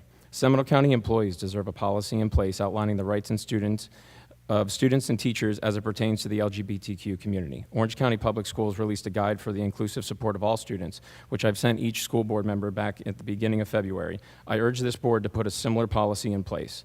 A policy that leaves decisions up to individual schools and administrators creates even more inequity and confusion. This should be a district-wide decision, not school-based. We need students to know that our schools are a safe place to be who they are, and the board current policy, or the lack thereof, does not support that. Thank you. Order, please. Order. After Vasandra, we have Annabelle. Knack, is it? You're next after that, so if you want to get up, you're more than welcome to stand up there if you want. After that will be Tina McClory. Good evening, members of the school board. My name is Vasundhara Muralidharan, and I am a junior at Seminole High School. Sexual harassment is an epidemic across the country and in Seminole County Public Schools.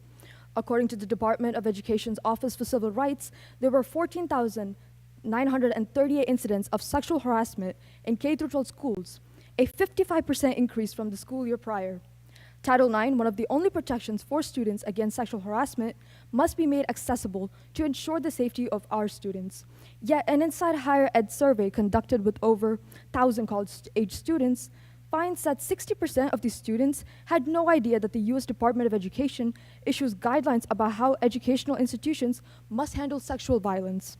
When students are assaulted or harassed, they require extensive support, and when SCPS students look to their code of conduct for support, they find phrases such as dating violence as defined by 34 USC 12291A10, or stalking as defined by 34 USC 12291A30 in their SCPS code of conduct. It is imperative that information regarding Title IX in the student code of conduct be updated to not only be accurate, but comprehensive. This means definitions should clearly outline what constitutes sexual harassment, the rights and protections afforded to students under Title IX, and the procedures for reporting and addressing incidents of sexual harassment. By taking these initiatives, we can create a safer space and more supportive environment for all students. Thank you for your time. Thank you very much. Order. Order, please. Annabelle? There you are. All right. After Annabelle is Tina McClory. After Tina, Gabriela Gongora Rosales.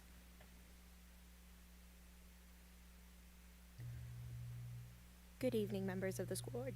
My name is Annabelle Mack, and I'm a senior at Seminole High School, and I'm here to speak on behalf of students of Seminole County who are survivors of sexual assault and harassment. Sexual harassment is an epidemic across SCPS and across the country.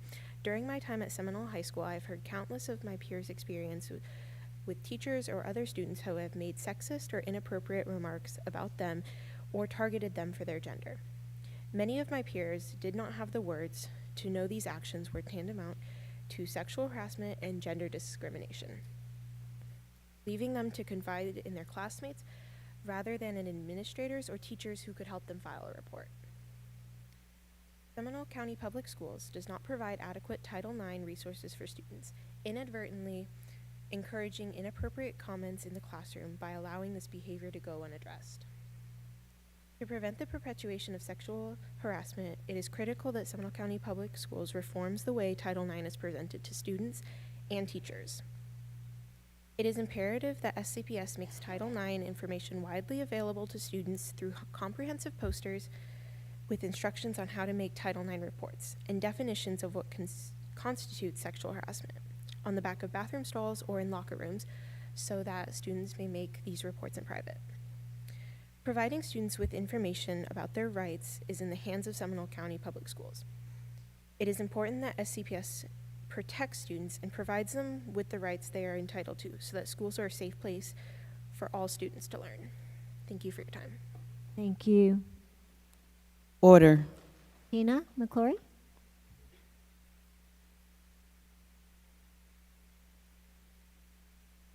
Good evening. My name is Tina McClory, and I'm a Seminole County employee. Seminole County School Board members, good evening, and Superintendent Beeman. I'm also the president of SECA, Seminole Education Clerical Association. We have several job classifications in our unit, including paraprofessionals. Paraprofessionals, along with other SECA members, help our children each day in Seminole County. We love to see our children achieve and grow daily. We encourage them to strive for their best. Since we're an A-plus county, I would like for Seminole County schools to step up and strive for their best with their employees in the SECA bargaining unit. As we begin to bargain for our contract and pay, I would like to remind you of a few important matters. The average pay for anyone working in the county, not school, but in the county of Seminole, is $37,146. Many of our SECA members are working at or below the federal poverty rate of $25,820. Your SECA employees are trying to support their families, which usually have students in our schools who qualify for free lunch because of their salary. Seminole County, step up, treat and pay your employees like an A-plus county, not like a failing county. Thank you. Thank you. Order, please. Gabriella? After Gabriella, Christine Hanlon. Did I say your name right? After Christine will be Katie Murphy. Go ahead, Gabriella. Thank you. Good evening, members of the school board. My name is Gabriela Gongora Rosales, and I'm a senior at Seminole High School. When I was a freshman at Seminole, I was sexually harassed on my school's campus. I was walking to class wearing my headphones and more focused on getting to my classroom before the bell than what was going on around me. But I felt boys following me and heard them as they tried to reach out and grab me. It was weeks before I told my parents, who contacted my school's resource officer. And when I spoke to my resource officer, she asked me what I was wearing, what I thought I had done to make this happen to me, and dismissed me 2 minutes later. No Title IX report was filed, and my parents were not contacted again about the situation. I am just one of hundreds of students who, at the time that they experienced sexual violence, knew nothing about the protections afforded to them by Title IX or the definitions that help them recognize when they have been transgressed against. Students, and parents need to be informed of where to go if their student is sexually harassed on campus. And SCPS needs to step up and clearly provide this critical information by giving parents and guardians comprehensive Title IX information that needs to be signed, just as the Student Code of Conduct needs to be signed at the beginning of each academic year.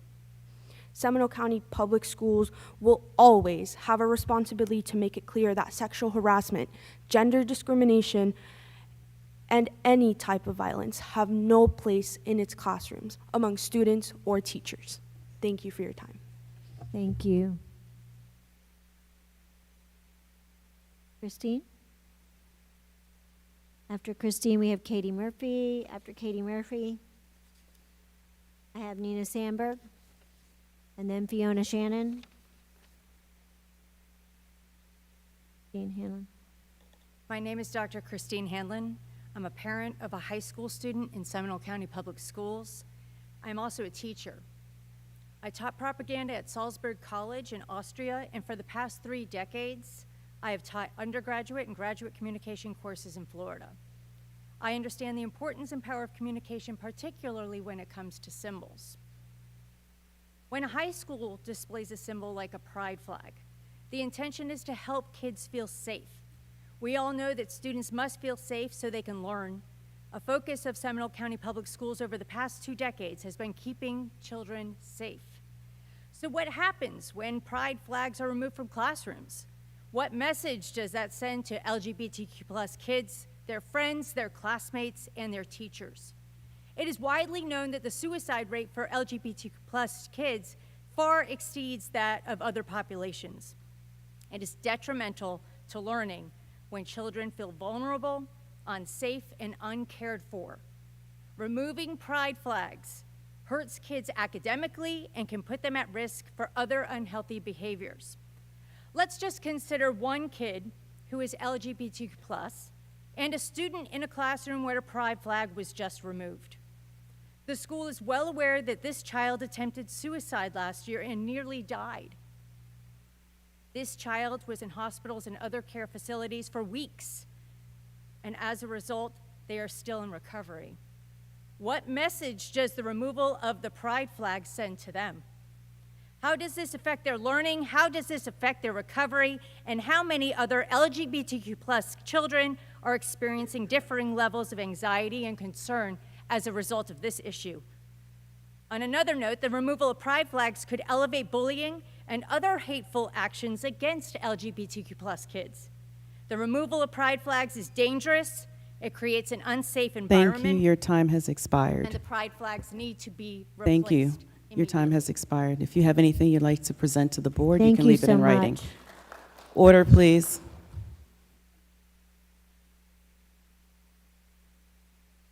Thank you, Dr. Hanlon. Katie Murphy, go ahead.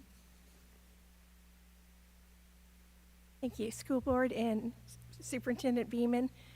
Thank you so much for all the changes that have been made, all the positive things that are happening. I'm excited to hear that the Stop the Bleed is going to get some more attention, and remembering that our resolution on life-saving devices and training, making sure that those devices are available where they're readily accessible for when they're needed is important. The training on dyslexia, I really, really appreciate that, and I hope that we get dyscalculia in there also, because that needs to be addressed as well. I did get the announcement today about the legal clarifications coming down on the Don't Say Gay bill, and there's a lot of good changes in there. I hope that we're looking carefully at that and making sure it does allow us to have GSAs with no qualifications on that, and also the safe space signs, which I cried when I saw mine disappear off the door when I left it when I retired. But I'm glad to see that coming back. I echo everything that was said previously on that.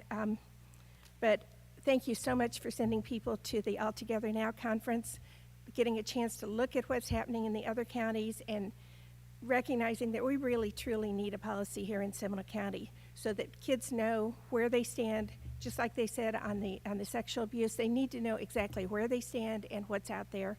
And I know it's been real vague, and we've had lots of miscommunications from vague laws that were written by the legislature, but hopefully we've got some clarifications coming, and we can do some good clarifications here in Seminole County. Thank you so much. Thank you. After Nina, I have Fiona Shannon, then Ray McClory, and then Raquel Molina, and then Jessica Tillman, and Robin Dellinger. I'm Nina Sandberg. Obviously, the school board needs to approve and mandate internet security training for SCPS employees. I don't see that item on your agenda. Now that SCPS employees handed $1.3 million to internet thieves on a silver platter, you also need to make some budget cuts. You cannot cut funds to the schools for the students' education and services or cut the paychecks of the school-based employees. SCPS already underpays its school-based employees severely. There's too much pork in the district offices, and I counted 10 assistant superintendents today. That is a ridiculous number of assistant superintendents, and we do not know how many assistants they have to bloat the costs of running these district offices further. The district office is top-heavy with too many administrative positions. School-based employees, parents, and students are very nervous about how they will be affected by the irresponsibility of your bookkeeping department. Do not count on the corrupt and broken FBI to recover the $1.3 million. They are too busy interfering in elections and doing political persecutions to worry about actual crime or your money. You will not see that money again. Both school-based employees and SCPS families live week to week and can barely pay their bills in this economy. You cannot make them suffer because your bookkeepers do not know internet security and threw $1.3 million away.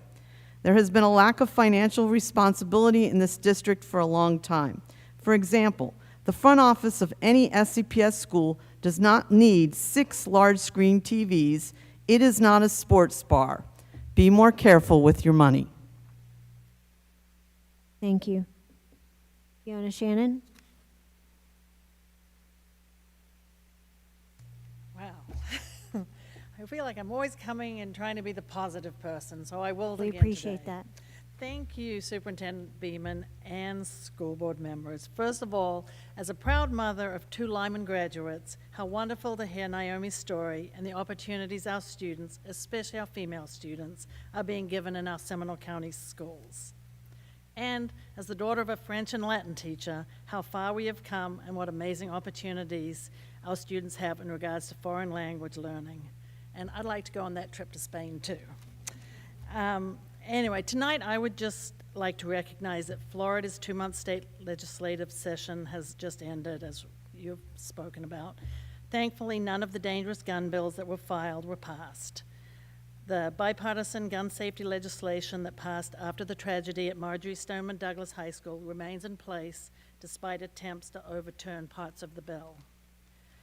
I want to continue to recognize the partnership our schools have with the Sheriff's Office. Seminole County schools have the best possible programs in place to keep our students safe. The SROs in all of our schools are the only ones with the necessary training to be armed on our campuses. Our students deserve the best and not the cheapest way to keep them safe. This is just another reason why Seminole County schools are superior and prioritize our students, teachers, and school staff. Thank you again for all you do. May we all, as adults, be examples to our children and show kindness and acceptance to all. Thank you very much. Ray McClory, thank you. After Ray, Raquel Molina, and then Jessica Tillman, and then Robin Dellinger. Thank you, Madam Chairman, fellow board members. I learned in a recent media report that the Seminole County schools lost $1.3 million in a phishing scam, same thing that the other lady just spoke about. As an IT professional myself, I have been told many, many times that the internet thieves first go after local public organizations such as school boards, county boards, et cetera, et cetera. So you are #1 in the priority hit list. My employer has done extensive training of its employees on how to recognize bad emails and ones that are scams. And we even have sent out test emails to the staff that is made to look like a scam email, and the ones who click on the email and fall for it get extra training to protect our employer. Has the school system done the same? Trained its employees thoroughly on how to recognize fake emails and scams? The hack happened on December 15th of last year, and it wasn't reported until January 2nd. Why the delay? Things could have maybe come out differently had the law enforcement been informed earlier. Also, the local media says that the money from the loss might come out of staff salaries. This is the last place that you should look at to make up this deficit. I'm sure there are many projects that the school is doing that could be delayed in order to make up for the lost money. Please don't hurt the hardworking staff, particularly the ones that work with our students, because of this mistake. These are some of the hardest working employees and lowest paid of the district. Thank you. Thank you. Raquel?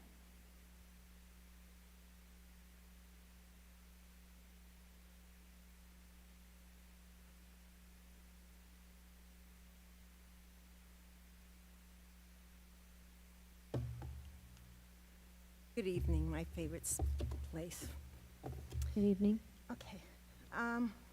Catherine Garrett abused autistic students at South Seminole when Ms. Robin Dellinger was the principal there at the time. 2 paraprofessionals reported the abuse to admin, but they were ignored for many, many years while the students were mentally and physically abused by SCPS ESE teacher. This case settled after so many years of abuse for over $1 million.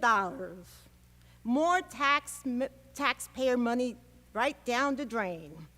What did admin learn from this settlement? Nada, nothing. Instead of resolving and protecting the most vulnerable children, admin and Ms. Dellinger protected the school's image. Point of order. First, and failed Point of to order. adhere to Yes. code of ethics and the principal. Ms. Molina? I'm sorry? I'm sorry. Point of order for clarification. I'm reading from it. It's an article. You want the article? It's my understanding that we cannot bring up personal names or complaints in public comments. According to the policy, it states that individuals will not be called out, or essentially they will not be spoken to or spoken about in a derogatory manner or an abusive manner. The chair has the right in which to address it if the chair recognizes the need to do so. Thank you. So if you could refrain from mentioning names, I would greatly appreciate that. Okay, can I have Thank my you. time back, please? Yes, ma'am. Oh, you stopped the time? Okay. No, I believe you. I think you're the only one I believe. Thank you. Thank you, Member Garrick. Thank you. Instead of resolving and protecting the most vulnerable children, admin protected the school's image first and failed to adhere to the code of ethics and the principles of professional conduct for the education professional in Florida. Please, SCPS, stop wasting taxpayers' money and protect our most vulnerable children by installing cameras in special education classrooms. Cameras will protect both teachers and students from any type of abuse. I will be supporting a candidate that is ethical and will be advocating for all students, including our most vulnerable children, before SCPS reputation. Our kids deserve nothing less. Do better for our kids and our hardworking, ethical teachers, and get rid of those few rotten apples, please. Will pride flag in school be your priority, or will SCPS be advocating for all students, Thank you. Your time has ESE and expired. LGBTQ? Thank you. Your time has expired. If you'd like to provide any written comments, you can leave it with the clerk. No, I'm fine, thank you.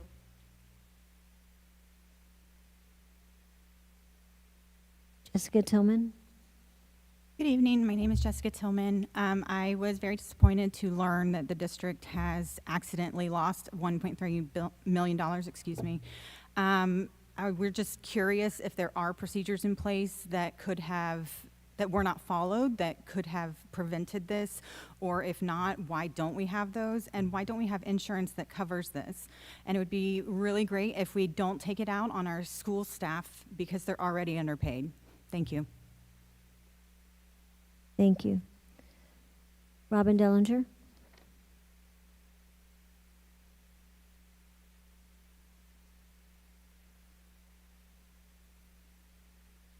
Board members, and on a happier note, my name is Robin Dellinger, and I live in Longwood, Florida, and I'm just going to comment about our Girls in Government event, and I'd like to commend the leadership at South Seminole Academy of Leadership, Law, and Advanced Studies. I had the opportunity last week to participate as a member of the League of Women Voters in the Girls in Government event at the school. The event provided an opportunity for about 50 girls to interact with elected leaders, in Seminole County. Dr. Coleman and her team worked with the volunteers to coordinate the event. And participating in the event were Member Kraus, Member Garrett, and Member Sanchez. Also our Seminole County Commissioners Lockhart and Her, Oviedo Commissioner Tukert, Sanford Commissioner Britton, and Winter Springs Commissioner Colangelo. Judge Cassandra Bowie, an SCPS graduate, also participated and was the keynote speaker.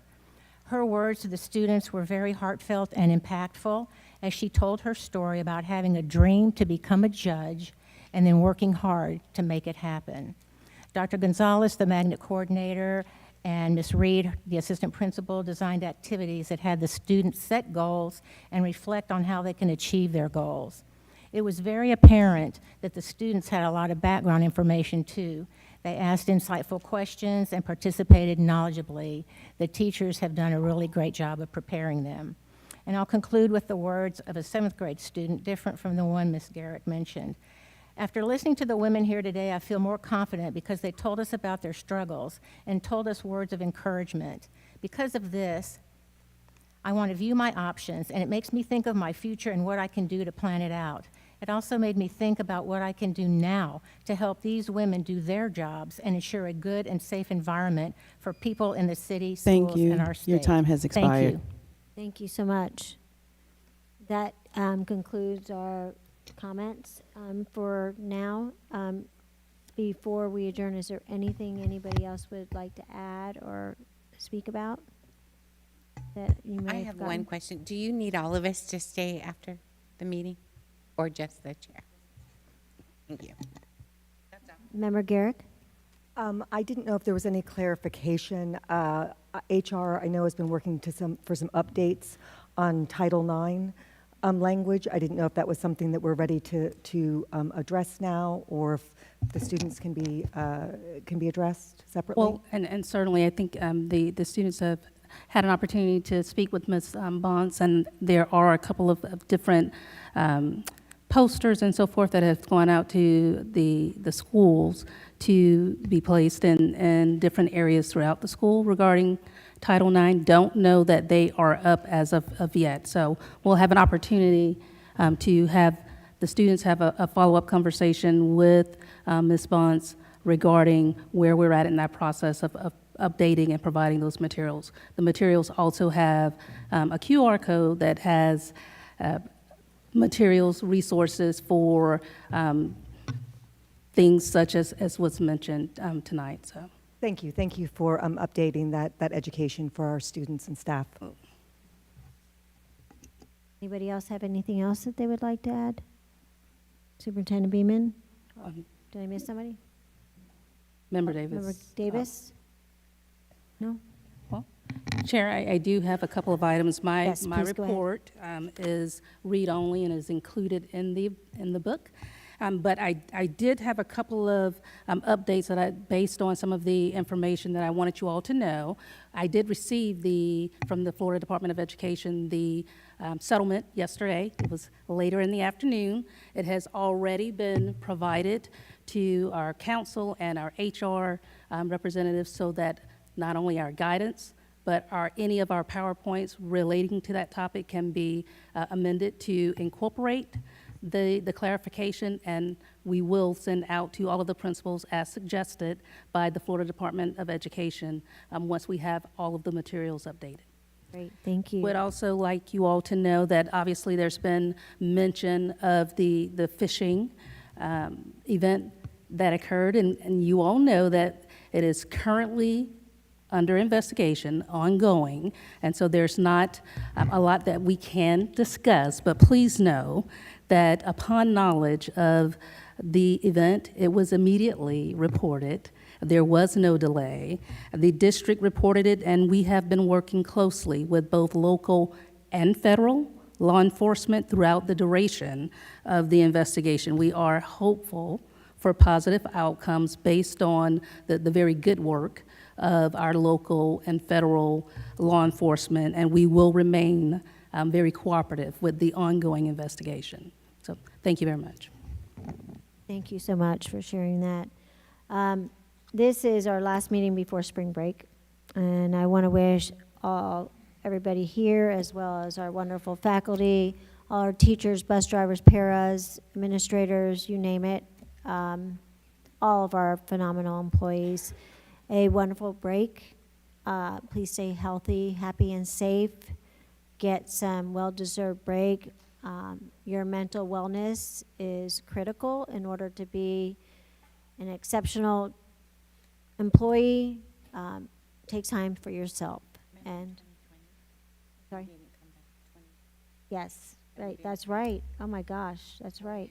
4 years ago, in 2020, yeah, we didn't come back after spring break. She said it.